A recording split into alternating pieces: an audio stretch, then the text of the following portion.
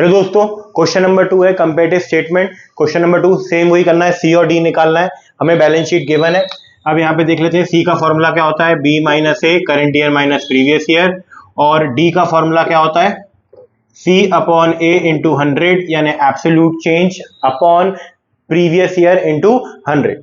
चलिए सबसे पहले 350 में से 3 लाख गया तो बचेगा हमारा 50,000। 1 में से 2 गया। देखिए अब यहाँ पे हमारे पास छोटी वैल्यू है 1 लाख और बड़ी value 2 lakh. Plus minus, minus होता है हमने सीखा हुआ है, और साइन आता है बड़े नंबर का, माइनस का नहीं आता, ये याद मत रखना, ये गलत सिखाया होगा अगर आपको सिखाया तो। प्लस माइनस माइनस होता है, साइन आता है बड़े नंबर का। इन दोनों में बड़ा 2 लाख है तो आंसर आएगा 1 लाख, जो कि रहेगा नेगेटिव। क्योंकि हम बड़ी क्लास में हो गए अब, तो हम यहाँ पे ब्रैकेट लगाएंगे। क्या लगाएंगे बच्चों? ब्रैकेट। 150 में से 1 लाख गया तो 50,000 बचेगा, एंड 6 लाख नील हो जाएगा।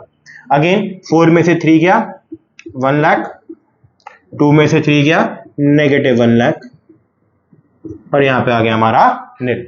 क्योंकि नील है तो यहाँ भी नील होगा, यहाँ भी नील हो जाएगा। अब जरा परसेंटेज चेंज देख लेते हैं। 50 अपॉन, अब देखो क्योंकि आखिरी के 3 जीरो तो कटने ही है, तो बार बार आपको लिखने की जरूरत नहीं होती है। आप बार बार, क्योंकि देखो आखिरी के 50 और 3 लाख है, तो ये 3 और 3 जीरो तो आपस में कट ही जाएंगे, तो इसलिए आप वो नहीं भी लिखेंगे तो चलेगा।